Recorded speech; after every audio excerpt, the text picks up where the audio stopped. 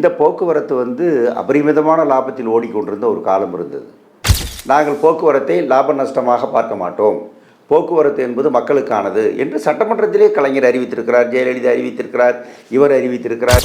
சென்னை மாநகரில் மினி பேருந்து சேவை அரசே இயக்குகிறது. புறநகர் பக்கத்தில் ஏன் சார் அரசே இயக்காமல் தனியாரிடம் ஒப்படைக்கிறது?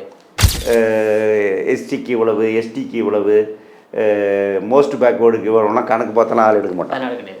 அவன் இஷ்டத்துக்கு எடுப்பான், அவன் வேணுங்கிறவங்களுக்கு எடுப்பான், போவான் வருவான், எல்லாம் கொடுப்பான். பெண்களுக்கு நம்ம கொடுக்கக்கூடிய இந்த பயண வசதி இப்போ தனியார் பேருந்து அதிகரித்தால் கிடைக்குமா? ஆளுகின்ற திமுக கூட்டணியில் இடம்பெற்றிருக்கீங்க. நீங்கள் இதை வந்து அறிக்கையாகவோ சொல்லலாம் இல்லையா? போக்குவரத்து துறையில் கொடுத்துருக்கீங்க.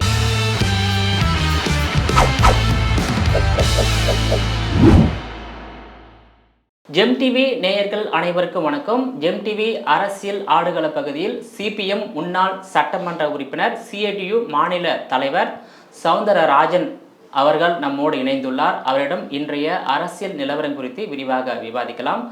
சார் வணக்கம். சார் வணக்கம். இப்போ வந்து போக்குவரத்து துறையில் ஒரு 56,000 கோடி நஷ்டத்தில் இயங்குவதாக ஒரு அறிக்கை வந்திருக்கு. அதே நேரத்தில் போக்குவரத்து துறையை படிப்படியாக தனியார் மயமாக்கலை நோக்கி சென்று கொண்டிருக்கிறது.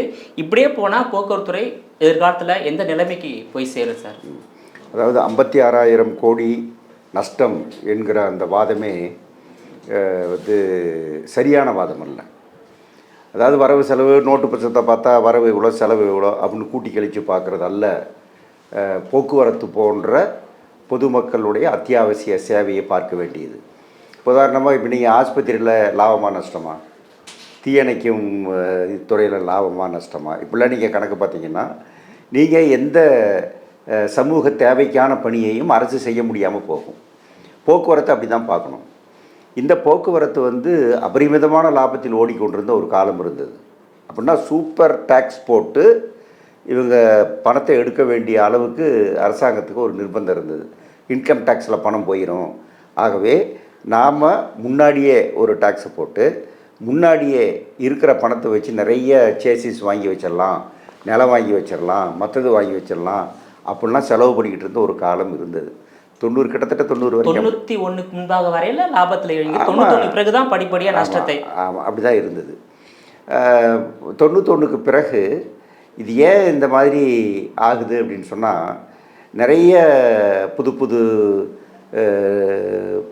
நகரங்கள், அதாவது நகரமயமாதல் என்பது தமிழ்நாட்டை பொறுத்த வரைக்கும் இந்தியாவிலேயே அதிகம் நடக்கக்கூடிய ஒரு இடம். நகரத்தில் ஓடின சில டவுன் பஸ்ஸை தவிர மீதி இருக்கிற எல்லா இடங்களிலும் மாவட்ட பேருந்துகள் ஓடிக்கிட்டு இருந்தது. கிராமப்புற பேருந்து. ஆமாம், மாவட்ட அதாவது புறநகர் பேருந்துகள் 100 கிலோமீட்டரு, 70 கிலோமீட்டர், 80 கிலோமீட்டரு, இங்கேருந்து விழுப்புரம், இங்கேருந்து திருச்சி ஓடுற பஸ்ஸுகள் அதுதான் அதிகம் ஓடிக்கிட்டு இருந்தது. அதை விட டவுன் பஸ்ஸுங்கிறது குறைவு. காலப்போக்கில் நகரங்கள் வந்து வர வர வர வர நகரத்தினுடைய புறநகர் பகுதி விரிவாக்கம் பெறுது. இப்போ நகரத்தை வந்து நீங்கள் தொடர்ந்து மக்கள் நகரத்துக்குள் வராமல் தடுக்கவும், நகரத்தில் குடியிருக்கிறவர்களை நகரத்திலிருந்து வெளியேற வைக்கவும் அதுக்கான சில இன்சென்டிவ், அதுக்கான சில ஊக்கங்கள் கொடுத்து அவங்கள வெளியேற வைக்கணுங்கிறது நகர திட்டமிடலோட முக்கியமான அம்சமாச்சு. அதனால தான் நீங்கள் வந்து நீங்கள் இப்போ இந்த இடத்துல நீங்கள் நிலம் வாங்கினாலும் 10 நிமிடத்தில் நகரத்துக்கு வந்து விடலாம், 1 மணி நேரத்தில் நகரத்துக்கு வந்து விடலாம், ரயில் இருக்கிறது, பஸ் இருக்கிறது, அப்படி விளம்பரம் பண்ணுறதுடைய அர்த்தம் அது. இப்போ நீங்கள் சென்னை நகரத்தில் வந்து ஏராளமாக சுற்றுப்புறங்களில் டெவலப்மெண்ட் வருது இல்லைங்களா, அந்த இடத்துக்கு பஸ் விட வேண்டிய கட்டாயம் அரசுக்கு இருக்குது. சென்னை, கோவை, திருச்சி, மதுரை, எல்லா நடுத்தர நகரங்கள் முழுவதிலுமே பஸ் விட வேண்டியது. ஆனால் ஒரு பஸ்ஸினுடைய அளவுக்கான மக்கள் தொகை அங்கே இருக்காது. ஆனால் மக்கள் இருப்பாங்க, அவங்க நகரத்துக்கு வரணும் போகணும். இந்த பஸ்ஸு லாபகரமாக, அதாவது வரவுக்கும் செலவுக்கும் கூடுதலாக வர்ற அளவுக்கான ஆக்குபென்சி இருக்காது, மக்களுடைய அடர்த்தி இருக்காது, பயணிகள் அடர்த்தி. ஆனால் மக்களுக்கு விட்டு தான் ஆகும். இப்போ அந்த பேருந்துகள் வந்து என்ன ஆகுதுன்னாக்கா, இந்த வணிக ரீதியில் பார்த்தால் அது கட்டுப்படியாகாத பேருந்துகள், அன்எக்கனாமிக். இந்த அன்எக்கனாமிக் ரூட் என்பது அதிகரிச்சுது 90க்கு பிறகு. நீங்கள் பார்த்தீங்கன்னா இன்றைக்கி வந்து புறநகர் பேருந்துகளும் இந்த பேருந்துகளும் கிட்டத்தட்ட சமமாகி போச்சு. 10,000க்கு மேற்பட்ட நகர பேருந்துகள் இருக்குது. இந்த நகர பேருந்துகள் இப்போவும் வந்து புறநகர் பேருந்து பார்த்தா லாபத்தில் தான் ஓடுது. இந்த குறைவான கட்டணம் என்று அரசு சொல்லுகிற இந்த கட்டணத்திலேயே லாபத்தில் தான் ஓடுது. இப்போ நகர பேருந்துகள் என்பது இந்த மக்களுக்கான சமூகத்துக்கான சேவையை செய்வதால் அதற்கு ஏற்படக்கூடிய வருமான குறைவு என்பதைத்தான் இவர்கள் நஷ்டம் என்று சொல்லுகிறார். ஆனால் பிரச்சனை என்னென்னா, இதனால் சமூகத்திற்கு ஏற்படுகிற லாபம் என்பதைத்தான் அரசு கணக்கு பார்க்கணும். இப்போ நீங்கள் வந்து அதை நீங்கள் விட்டுட்டீங்கன்னு வைங்க, நீங்கள் செய்யாமல் உடையின்னு வைங்க, தமிழ்நாட்டு பொருளாதாரம் என்னவாக இருக்கும்? தமிழ்நாட்டில் வந்து வேலைக்கு வந்து போகிறவங்களுடைய எண்ணிக்கை, அவங்களுக்கு செலவாகிறது வந்து என்னவாக இருக்கும்? போக்குவரத்து இல்லைன்னா பொருளாதார உயர்வு கிடையாது. இல்லை, அது அதனுடைய இதே இருக்காது, சுழற்சியே இருக்காது. தமிழ்நாட்டினுடைய வளர்ச்சிக்கு இன்றைக்கு அவர்கள் சொல்லக்கூடிய முன்னேற்றங்களுக்கு அடிப்படை என்பது இந்த தான். இப்போ இது வந்து நீங்கள் வந்து செலவாகவோ நஷ்டமாகவோ நீங்கள் பார்க்கக்கூடாது.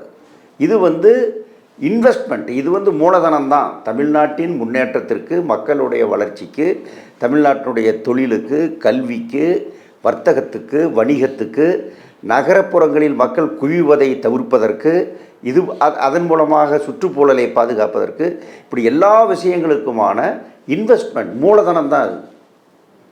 அதை போய் நீங்கள் வந்து நஷ்டம் லாபம் என்று பேசுவது என்பது ஒரு சமூக பார்வை ஆகாது என்பது சிஐடியினுடைய மிக வலுவான கருத்து.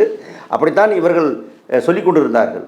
நாங்கள் போக்குவரத்தை லாப நஷ்டமாக பார்க்க மாட்டோம், போக்குவரத்து என்பது மக்களுக்கானது என்று சட்டமன்றத்திலே கலைஞர் அறிவித்திருக்கிறார், ஜெயலலிதா அறிவித்திருக்கிறார், இவர் அறிவித்திருக்கிறார், எல்லோரும் அறிவித்தார்கள்.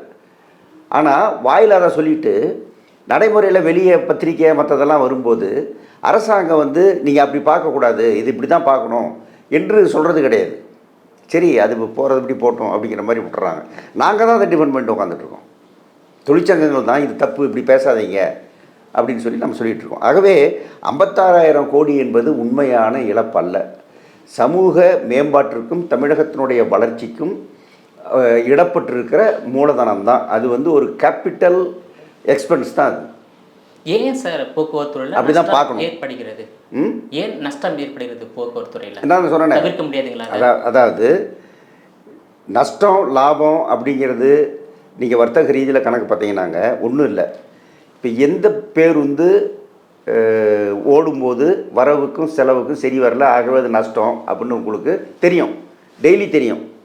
ஒரு வருஷம் வரவு செலவு எடுத்து பார்த்தோம்னா இந்த பேருந்து வந்து ஒரு வருஷத்தில் வரவை விட செலவு அதிகம், ஆகவே இதை நிறுத்திடு, இந்த ரூட்டில் பஸ்ஸு விடாத. இந்த மாதிரி நஷ்டம் கட்டுப்படியாகாத வழித்தடம் என்று நாங்கள் பார்த்து நிறுத்திட்டீங்கன்னா நஷ்டம் இல்லை.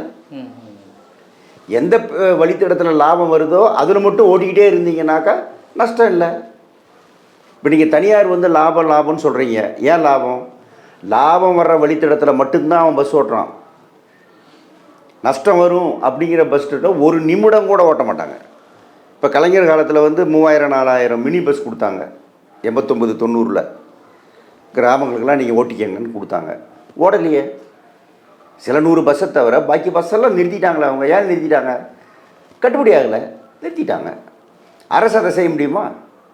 இன்றைக்கி வந்து கட்டுப்படி ஆகலை, இதெல்லாம் நஷ்டங்க, ஆகவே இந்த வழித்தடத்தை விட மாட்டேன், சென்னை டு மீஞ்சூர் இனிமேல் நாங்கள் ஓட்ட மாட்டோம், நீங்கள் இந்த பிராட்வே டு திருமழிசை இனிமேல் நாங்கள் ஓட்ட மாட்டோம், இப்படி அரசு சொல்ல முடியுமா?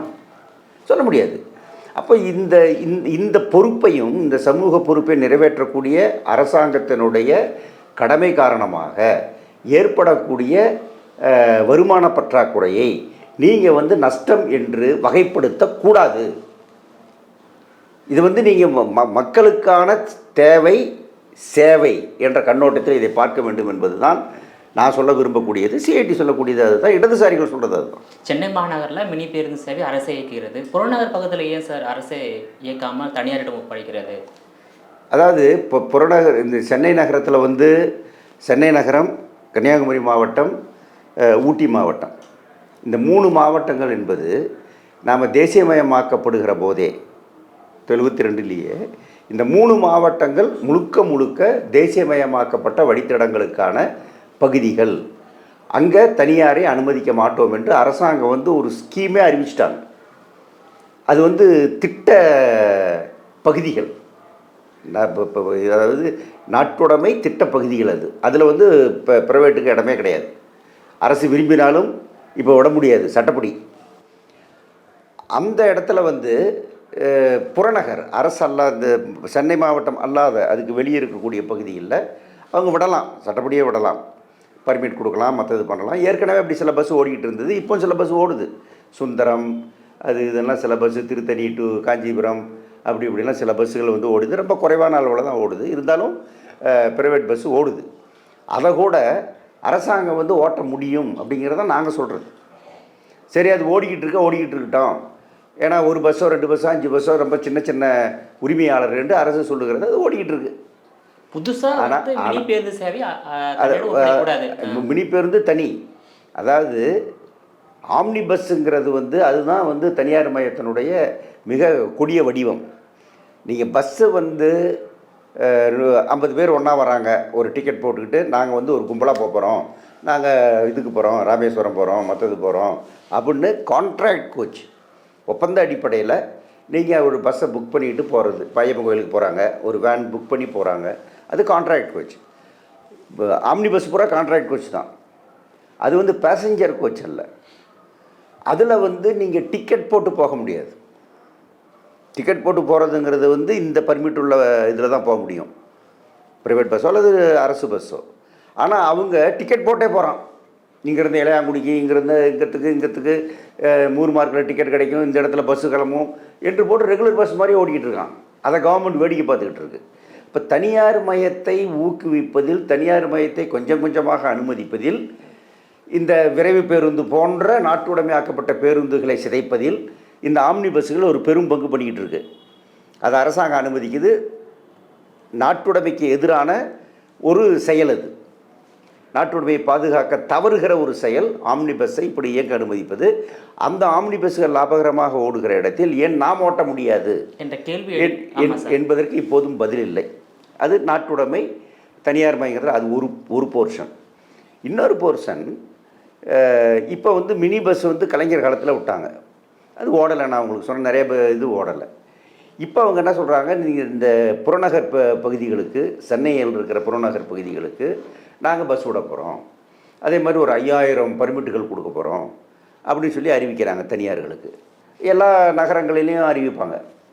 அதில் இருக்கிற மோசமான அம்சம் என்னென்னா, கலைஞர் கொடுக்குற போது ஏற்கனவே அரசு பேருந்துகள் எந்த வழித்தடத்தில் போகிறதோ அதில் 1 கிலோமீட்டர் அந்த மினி பஸ் போகலாம். அந்த இது பர்மிட் கொடுக்கும்போது 1 கிலோமீட்டர் தான் அது போகும். 1 கிலோமீட்டருக்கு அப்புறம் அரசு பேருந்து இல்லாத வழித்தடத்தில் போயிடணும். அன்சர்வ்டு ஏரியாவில் அது போயிடணும். சர்வ்டு ஏரியாவில் 1 கிலோமீட்டர் தான் போகணும் அப்படிங்கிறத அவர் போட்டது. முதல்ல கொஞ்சம் அதிகம் போட்டார், பிறகு நாங்கள்லாம் பிரச்சனை பண்ணோம். அவர் வந்து கடைசியில் ஒரு கிலோமீட்டரு சர்வ்டு ஏரியாவில் போங்க அப்படின்னு சொன்னாங்க.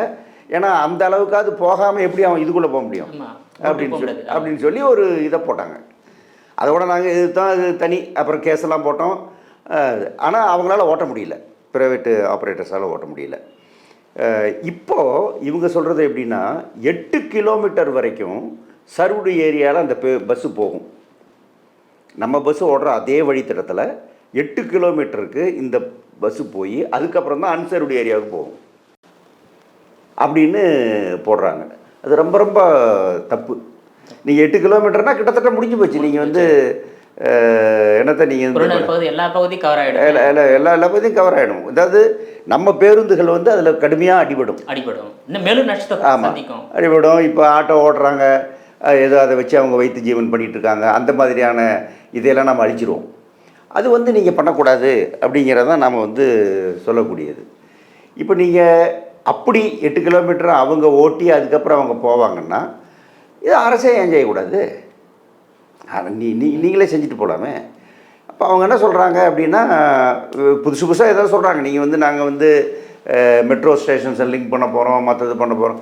நீ என்ன சொன்னாலும் அதை ஏன் கவர்மெண்ட் செய்யக்கூடாது, அதை ஏன் அரசு செய்யக்கூடாது? அதை படிப்படியாக போக்குவரத்துறையை தனியார் மயமாக்கலை நோக்கி. ஆமாம், இல்லை ஏன் அரசு செய்யக்கூடாதுங்கிறதுக்கு நாங்கள் வைக்கிற வாதம் என்னென்னா, ஒன்று, இங்கே வந்து நிபுணத்துவம் இருக்கிறது. நம்ம 1948 நம்ம பஸ் ஓடிக்கிட்டு இருக்கிறோம். 72 கிட்டத்தட்ட 10,000 15,000 பண்ணி இப்போ 20-22,000 பஸ் ஓடுறோம். 300க்கும் மேற்பட்ட பேருந்து இருக்குது. நம்மகிட்ட எல்லா விதமான கட்டமைப்பு இருக்குது, திறமையாளர்கள் இருக்காங்க, சகலமும் இருக்குது. பிளானிங் அண்ட் டெவலப்மெண்ட்டில் எந்தெந்த ஏரியா டெவலப் ஆகும், எந்த ஏரியாவில் வந்து நம்ம பஸ் விட வேண்டிய தேவை வரும், 10 வருஷம் கழித்து என்ன எப்படி இருக்கும் என்பதையெல்லாம் ஆய்வு செய்யக்கூடிய அளவுக்கான நிபுணத்துவமும் எக்ஸ்பர்டைஸும் நம்மக்கிட்ட இருக்குது. நம்ம இதை இவ்வளவு வச்சுக்கிட்டு நீங்கள் இதை பண்ணாமல் நாங்கள் வந்து யாருக்கா கொடுத்துருவோம் அப்படின்னு சொன்னால் என்ன அர்த்தம்னா, நீங்கள் இந்த பேருந்துகளை மக்களுடைய நம்முடைய சமூக தேவைக்கு என்ற அடிப்படையில் இயக்குவதிலிருந்து தப்பிக்க நினைக்கிறீங்க. அதாவது படிப்படியாக தனியார் மயமாக்கலை நோக்கி நீங்கள் போகிறீங்க, செல்கிறது. நீங்கள் எஸ்கேப் முதல் கட்டம். ஆமாம், முதல் கட்டம். நீங்கள் எஸ்கேப் ஆகுறீங்க. அடுத்தது வந்து இப்போ நீங்கள் தொழிலாளர்களை வந்து முதலாளி தனியார் முதலாளிகள் ஏராளமாக அநியாயம் பண்ணுறாங்க. இப்போ நீங்கள் சாம்சங்கில் பார்த்தீங்கன்னா கேஷுவல் லேபரை வச்சு உற்பத்தி எடுக்கிறான், எந்த சட்டத்திலையும் அதுக்கு இடம் கிடையாது. கான்ட்ராக்ட் தொழிலை வச்சு உற்பத்தி எடுக்கிறான், எந்த சட்டத்திலையும் இடம் கிடையாது. பல தனியார் கம்பெனிகளில் வந்து ரொம்ப குறைவான சம்பளம், 8,000 ரூபா சம்பளம், 10,000 ரூபா சம்பளம், 15,000 ரூபா சம்பளம் இப்படி கொடுத்து 12 மணி நேரம் 14 மணி நேரம் வேலை வாங்கி எல்லாம் சட்டவிரோதம். இதே மாதிரி ஒரு அரசு செய்ய முடியுமா? செய்ய முடியாது. அரசு வேலைக்கு எடுத்தீங்கன்னா நீங்கள் நிரந்தர தொழிலாளி தான் எடுக்கணும். சட்டத்தில் என்ன சொல்லப்படுகிறதோ அதன்படி தான் நீங்கள் போகணும். இப்போ கான்ட்ராக்ட் ஒழிப்பு சட்டத்தில் என்ன இருக்குது? நிரந்தர தன்மையுள்ள ஒரு தொழிலில், இப்போ டிரான்ஸ்போர்ட்டு டிரைவர் என்பது நிரந்தர தொழில். டிரைவர் இல்லாமல் டிரான்ஸ்போர்ட் இருக்க முடியாது. அதை வந்து அது 6 மாதத்துக்கு டிரைவர் வச்சுக்கலாம், 6 மாதத்துக்கு டிரைவர் இல்லாமல் இருக்கலாம்னு சொல்ல முடியாது. அப்போ அந்த மாதிரி நிரந்தர தன்மையுள்ள தொழிலில் நிரந்தர தொழிலாளிகள் தான் போடணும். அதில் கேஷுவல் லேபர் கான்ட்ராக்ட் போடக்கூடாது. இப்போ இவங்க என்ன பண்ணுறாங்கன்னா, இல்லை நாங்கள் அதெல்லாம் கான்ட்ராக்ட் போடுவோம், கான்ட்ராக்ட் தொழிலாளியே வேலைக்கு வைப்போம். இப்போ சென்னை மெட்ரோ ரயிலில் அந்த அநியாயத்தை தான் பண்ணுறாங்க. ஃபேஸ் 2ல் அத்தனை பேரும் அவுட் சோர்ஸில் தான் இருப்பாங்க, அத்தனை பேரும் கான்ட்ராக்ட் தொழிலாளிகளில் தான் இருப்பாங்க என்று அந்த நிறுவனம் அறிவிக்குது. மத்திய அரசாங்கத்துக்கும் மாநில அரசாங்கத்துக்கும் அது மிகப்பெரிய அவக்கேடு. இது இந்த 2 அரசுகளும் செய்யக்கூடிய மிகப்பெரிய அக்கிரமம். அந்த நிறுவனத்தை வந்து இவங்க தடுக்கணும். இப்போ அவங்க வந்து மொத்தமும் நாங்கள் எடுப்போம்னு சொன்னால் அதனுடைய விளைவு என்ன அப்படின்னா, அவன் வந்து பேக்வேர்டுக்கு இவ்வளவு, எஸ்டிக்கு இவ்வளவு, எஸ்டிக்கு இவ்வளவு, மோஸ்ட் பேக்வேர்டுக்கு இவ்வளவுனா கணக்கு பார்த்தாலும் ஆள் எடுக்க மாட்டான். அவன் இஷ்டத்துக்கு எடுப்பான், அவன் வேணுங்கிறவங்களுக்கு எடுப்பான், போவான் வருவான், எல்லாம் கொடுப்பான். அப்போ அந்த இடத்துல சமூக நீதி அடிபட்டு போச்சு. எந்த இடஒதுக்கீட்டை நாம் வந்து தமிழகத்தினுடைய ஒரு சிறப்பு என்று சொல்லி கொண்டிருக்கிறோமோ அது அடிபட போகுது. எங்கள் மெட்ரோவில், சென்னை மெட்ரோ ரயிலில் அது இங்கே நடக்குது. இப்போ போக்குவரத்து நடக்குது. நீங்கள் என்ன பண்ணுறாங்கன்னா, நான் கான்ட்ராக்டில் ஆள் எடுப்போன்னு எடுத்தாங்க. இப்போ நாங்கள் அது வந்து பேச்சுவார்த்தையில் கடுமையாக ஆட்சேபித்தோம். இது வந்து ப்ரைவேட்டைசேஷனுங்க. இது நீங்கள் வந்து தனியாரை வந்து உள்ளே கொண்டு வரீங்க, மேன் பவர் உள்ளே கொண்டு வரீங்க தனியார் மூலமாக. இப்போ அவர் சொன்னார், நீங்கள் இல்லைங்க, நாங்கள் வந்து ஃபெஸ்டிவலுக்காக ஸ்பெஷல் ஓட்ட வேண்டியது, அதுக்காக நாங்கள் எடுத்தோம். ஒரே நேரத்தில் எல்லாம் நாங்கள் ஆள் எடுக்க முடியாது இல்லையா? இப்போ அவங்களெல்லாம் நாங்கள் வந்து நிறுத்திட்டு நிரந்தர தொழிலாளியை போடுவோம். இதில் விரைவு பேருந்தில் தொடக்கத்துக்கு நாங்கள் ஒரு 625 பேரை நாங்கள் போட்டிருக்கோம். உண்மை அந்த மாதிரி இருக்கணுங்கிறதான் நாங்கள் கேட்குறது. ஆனால் தொடர்ந்து சென்னை மெட்ரோ இதில் மெட்ரோபாலிட்டன் கார்ப்பரேஷனில் பெருநகர போக்குவரத்து கழகத்தில் அங்கே இங்கே எல்லா இடத்துலையும் டேரிஃப் இது போட்டு இது பண்ணுறாங்க. அதாவது புறநகரில் வந்து மினி பேருந்து சேவையை நீங்கள் எதிர்க்கிறீங்க. ஆமாம், முக்கியமாக எதிர்க்கிறீங்க. அதே நேரத்தில் வந்து சென்னை மாநகர்லையும் இந்த மாதிரி ஆள் எடுக்கிறதே எதிர்க்கிறீங்க. அதே போல் சென்னை மாநகர்லையும் தமிழ்நாட்டிலையும் வந்து அந்த இயக்கக்கூடிய பேருந்து எண்ணிக்கை வந்து குறைந்து விட்டது. புதிதாக வாங்கக்கூடிய வாகனங்களோட எண்ணிக்கை குறைந்து விட்டதாக இருக்கின்றது. ஆமாம், அதாவது இப்போது சென்னை நகரத்திலேயே வந்து 3200 பேருந்து ஓடிக்கிட்டு இருந்தது. இப்போ வந்து அவ்வளோ பேருந்து இல்லை. கிட்டத்தட்ட 900 பேருந்து குறைஞ்சி இப்போ கொஞ்சம் கூடியிருக்கு. இதில் வந்து பாதிக்கும் மேற்பட்ட பேருந்துகள் வந்து ஓடவே தகுதியற்றவை, பழசாக போச்சு, காலாவதி ஆகிப்போச்சு. அது அது தர்மத்துக்கு ஓடிக்கிட்டு இருக்குது. நம்ம ஆளும் கஷ்டப்பட்டு ஓடிக்கிட்டு இருக்கான். அது அது ஒரு மிக மோசமான ஒரு விஷயம். அதெல்லாம் என்றைக்கு இவங்க ரீப்ளேஸ் பண்ண போகிறாங்க?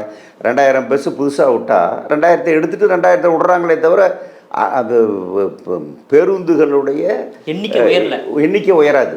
ஏன்னா மக்கள் தொகை உயர்ந்துகிட்டே இருக்குது.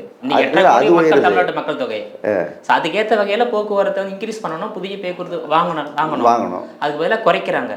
அதாவது இருக்கிறதுக்கு பதிலாக போடும்போது குறையத்தானே செய்யும். ஆமாம்.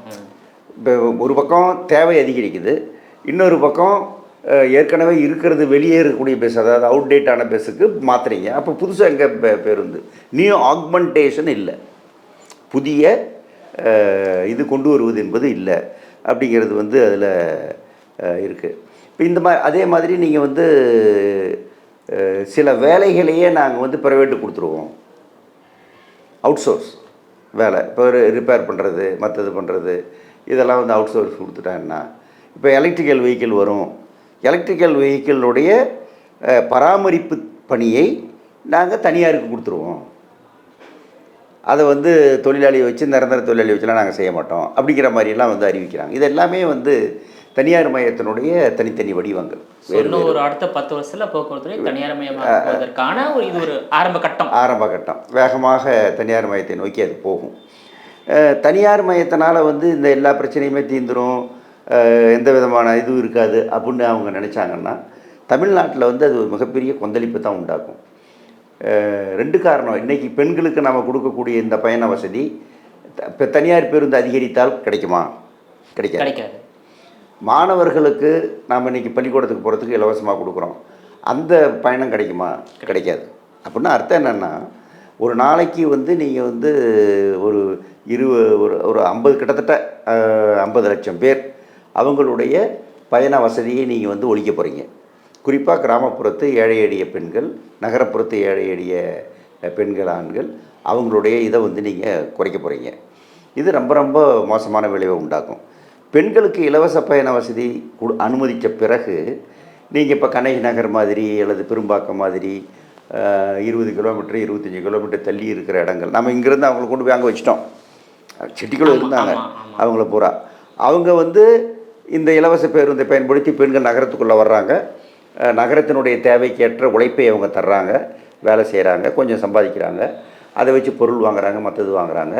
தமிழ்நாட்டினுடைய ஜிடிபியே, ஒட்டுமொத்த உற்பத்தி மதிப்பே பெண்கள் இலவச பயணத்திற்கு பிறகு அதிகரித்திருக்கிறது. அதுக்கு இது காரணம். போகிறது அதிகரிச்சிருக்கு. ஆமாம், அதுக்கு இது காரணம் என்று நீங்கள் வந்து இப்போ சொல்கிறாங்க. உலகத்தில் 10 நாடுகள் அப்படி தான் இருக்குது. இன்னும் பல நாடுகள் வந்து அதை பற்றி யோசிக்கிறாங்க. நாம ஏன் வந்து இதை பண்ணக்கூடாது? இப்போ நீங்கள் வந்து பேருந்து பயணத்தை இலவசமாக நீங்கள் கொடுத்து அதனால் அரசுக்கு ₹1 செலவு பண்ணுதுன்னு வைங்களேன். அதனால் அரசுக்கு திரும்ப கிடைக்கிற லாபங்கிறது ₹4. மக்களுடைய பொருளாதாரம் உயருது. ஆமாம், பொருளாதாரம் உயரும், தொழில் உயரும், வர்த்தகம் உயரும், வியாபாரம் அதிகரிக்கும், ஜனங்க கையில் காசு வரும். கண்டிப்பாக இது வந்து ஒரு பெரிய சுழற்சியை உண்டாக்கும், உணர்ச்சியை உண்டாக்குது. அதே மாதிரி என்விரான்மெண்ட்டு மற்றது இப்படிப்பட்ட இந்த பிரச்சனைகள். அவங்க வந்து இப்போ நீங்கள் வேலைக்கு வர்றதுக்கு 2 வீலர் யூஸ் பண்ணுறாங்க. இப்போ நம்ம வீட்டு பணிகளுக்கு வரக்கூடிய நம்முடைய பெண்களே நிறைய பேர் நீங்கள் சிட்டியில் பார்க்கலாம். அவங்க 2 வீலரில் வருவாங்க, ஸ்கூட்டரில் வருவாங்க. ஒரு 5-6 வீடு பார்க்கணும், ஸ்கூட்டரில் வந்து போவாங்க. இப்போ இவங்க அங்கேருந்து வர்றவங்க கூட ஸ்கூட்டர்லேருந்து வருவாங்க, நம்ம ஒரு இடையே போயிட்டு வந்துடலான்னு. இதெல்லாம் குறைஞ்சிரும். இந்த தனி வாகனங்கள் என்பது எண்ணிக்கை குறையும். இதெல்லாம் குறையும் போது அது பல விளைவுகளை கொண்டு வரும். இந்த வருமான வரி இப்போ செலுத்தி கொண்டு இருந்த 1 கோடி பேர் இனிமேல் செலுத்தாத காரணத்தினால் அவங்க கையில் சில 100 கோடி ரூபாய் மிஞ்சும். அந்த பணம் மார்க்கெட்டுக்கு வரும், அந்த பணம் சந்தைக்கு வரும், அந்த பணம் பொருள் வாங்க பயன்படும். அது நம்முடைய பொருளாதாரத்தை, இந்தியாவினுடைய தொழிலை வந்து அதிகரிக்கும் என்று அவங்க ஆர்கியூ பண்ணுறாங்க. அதே தான் இதுக்கும். நீங்கள் வந்து முதலாளிகள் அந்த பணத்தை அள்ளிட்டு போகிறதுக்கு நீங்கள் அனுமதிச்சிங்கன்னா அவன் என்ன பண்ண போகிறான்? அவன் கொண்டாந்து என்ன சென்னை ஸ்டோர்ஸில் வந்து இது வாங்க போகிறான்னா? இல்லை. என்ன பண்ண போகிறான் அவன்? அதனால் நீங்கள் வந்து மக்களுக்கு வருமானம், மக்களுக்கு வந்து கூடுதல் இது வேலை வாய்ப்பு கொடுக்கணும், வருமானத்தை கொடுக்கணும். அதுதான் வந்து பொருளாதாரத்தை வந்து உயர்த்துமே தவிர, இப்போ ஆர்டிஃபிஷியல் இன்டெலிஜென்ஸு அதை வச்சு லாபம் சம்பாதிக்கலாம். ஆனால் 50 பேர் வேலை போயிடும், வேலை போனால் வருமானம் போயிடும். வருமானம் போச்சுன்னா அவனுக்கு ஒன்றும் பொருள் வாங்க மாட்டான். அப்படின்னா பொருள் தேவைப்படாதுன்னா கம்பெனி தேவைப்படாது. கம்பெனி தேவைப்படா இருக்கிறத மூடிட்டு போக வேண்டியதான். நீங்கள் வந்து இந்த சுழற்சி என்பது மிக மோசமான விளைவுகளை கொண்டு வரும் அப்படிங்கிறத வந்து அரசு பார்க்காம ரொம்ப கிட்ட பார்வையோடு இது பாருங்கள் நஷ்டங்க, அது பாருங்கள் நஷ்டங்க அப்படின்னு. இப்போ 56,000 கோடி எப்படி சரி கட்டுறது அப்படின்னா, அரசு வந்து மக்களுக்காக சமூகத்துக்கு செஞ்சது, இது அரசு தான் ஈடு கட்டணும்னு சொல்லி இப்போ கையில் உடனடியாக காசு இல்லைன்னா கடனாக வாங்கி தான் அதை சரி பண்ணணும். இப்போ நீங்கள் இப்போ கடன் வாங்கியிருக்கீங்கல்ல, 2 லட்சம் கோடி ரூபா கடன் வாங்கியிருக்கீங்க அப்படின்னா எதுக்கு வாங்கினீங்க? 10 லட்சம் கோடி கடன். 10 லட்சம் கோடி கடன் எதுக்கு வாங்கினீங்க நீங்கள் கேட்டாக்கா, நாங்கள் வந்து இதை வாங்கினோம், அதை வாங்கினோம், மற்றது வாங்கினோம், மின் நிலையம் கட்டினோம், இது பண்ணோம், அது பண்ணோம். அதே மாதிரி தான் இது. அதை வந்து நீங்கள் செய்யுங்க. அதுக்கப்புறம் நாம் வந்து மக்களுடைய இது வந்து அதிகரிக்கும் போது, மக்களுடைய இது பொருளாதார தேவைகள் மற்றது இதெல்லாம் வந்து உயரும்போது உங்களுக்கு வேறு வகையில் வருமானம் வரும். அதை வச்சு இந்த கடனை அடைக்கலாம். சரியாக நிர்வாகம் பண்ண முடியலையா சார் போக்குவரத்து துறையில்? அதாவது போக்குவரத்து துறையில் நிர்வாகத்துக்கெல்லாம் எந்த விதமான குறையும் கிடையாது சார். நீங்கள் வந்து இப்போ போக்குவரத்து துறையில் மட்டும்தான் ஊழல் இருக்குது, மற்றது ஊழல் இருக்குது, ஊழல் இருக்குது, இன்னும் கொஞ்சம் திறமையாக வேலை செய்யலாம் அப்படிங்கிறது வந்து எல்லாத்துக்கும் பொருந்தும். அது ப்ரைவேட் கம்பெனிக்கும் பொருந்தும். ப்ரைவேட் கம்பெனி நாங்கள் வந்து ஏராளமாக சங்கம் நடத்துகிறோம். அங்கே எவ்வளோலாம் ஊழல் நடக்குது, எவ்வளோலாம் அநியாயம் நடக்குது, அங்கே நடக்கிற ஊழல்னாலேயே கம்பெனி எப்படி மூடிட்டு போகிறானுங்க, இதெல்லாம் எங்களுக்கு தெரியும். ஆனால் இப்போ பொதுத்துறைனா இஷ்டத்துக்கு பேசலாம் அப்படின்னு பேசுகிறாங்க. ஆனால் இப்போ இது வந்து அந்த மாதிரியெல்லாம் நீங்கள் வந்து ஒரு கணக்கு பண்ண முடியும். இது ஒரு அதிகாரி தப்பு பண்ணுறாரு, ஒரு அதிகாரி ஊழல் பண்ணுறாரு, ஒரு அதிகாரி கமிஷன் வாங்குறாரு அப்படின்னா அதுக்கு தெரியாத விஷயம் கிடையாது. இது ஆடிட்டுக்கு போகுது, மற்றதுக்கு போகுது. நம்ம நடவடிக்கை எடுங்க, நடவடிக்கை எடுத்து வெளியே அனுப்புங்க. அதனால தான் போக்குவரத்து வந்து இந்த கஷ்டத்துக்கு ஆளாகி போச்சு அப்படிங்கிறது சரி கிடையாது. அது உண்மையும் கிடையாது. ஸோ போக்குவரத்துறை வந்து முற்றிலுமாக வந்து அரசை ஏற்று நடத்தணும், தனியாரிடம் ஒப்படைக்கக்கூடாது என்பது தான் சிஐடியோடைய அஜெண்டா. இப்போ நீங்கள் வந்து இப்போ சிபிஎம் வந்து ஆளுகின்ற திமுக கூட்டணியில் இடம்பெற்றிருக்கீங்க. நீங்கள் இதை வந்து அறிக்கையாகவோ சொல்லலாம் இல்லையா? போக்குவரத்துறையில் கொடுத்துருக்கீங்க. ஆனால் உங்கள் கோரிக்கை மீறி தான் வந்து தனியார் மயமாக்குறாங்க. ஆமாம், சட்டசபையில் இந்த வருஷம் பாலிசி மேட்டர் அவங்க கொண்டு வரும்போது, கொள்கை அறிவிப்பு செய்யும்போது போக்குவரத்தில் நீங்கள் இதை பண்ணக்கூடாதுன்னு நாங்கள் ஆட்சேபிச்சிருக்கோம். இப்போ இந்த வருஷம் இப்போ வரப்போகுது, மே மாதம் கொள்கை அறிவிப்பு வரும். அதில் என்னங்கிறத நாங்கள் பார்க்கணும். அதில் இதை அவங்க சொன்னாங்கன்னா இது தப்புன்னு நாங்கள் சொல்லுவோம். அதில் ஒன்றும் எங்களுக்கு வந்து இதே கிடையாது. ஆனால் உங்கள் கோரிக்கை அவங்க ஏற்றுக்கல. சிஐடி கோரிக்கை ஏற்றுக்கல. இப்போ மினி பஸ் வர்றபோது அவங்க வந்து என்ன பண்ணாங்கன்னா, இதில் ஆட்சேபனை இருக்கிறவங்க வாங்கன்னு சொல்லி ஒரு கூட்டம் நடத்தினாங்க. ஒரு கருத்து கேட்பு கூட்டம் ஒன்று நடத்தினாங்க. அந்த கூட்டத்தில் நாங்கள் சிஐடி சார்பில் போய் வலுவாக எங்களுடைய ஆர்குமெண்ட்ஸை வச்சுருக்கோம், ரிட்டனாக எழுதி கொடுத்துருக்குறோம். இது நீங்கள் பண்ணக்கூடாது, தப்புன்னு கொடுத்துருக்குறோம். இப்போ இந்த மினி பஸ்ஸுக்கு அவங்க முதல்ல போட்ட நோட்டிஃபிகேஷன் வந்து தப்புன்னு சொல்லி நாங்கள் ஆட்சேபித்த பிறகு அடுத்த ஒரு நோட்டிஃபிகேஷன் போட்டிருக்காங்க.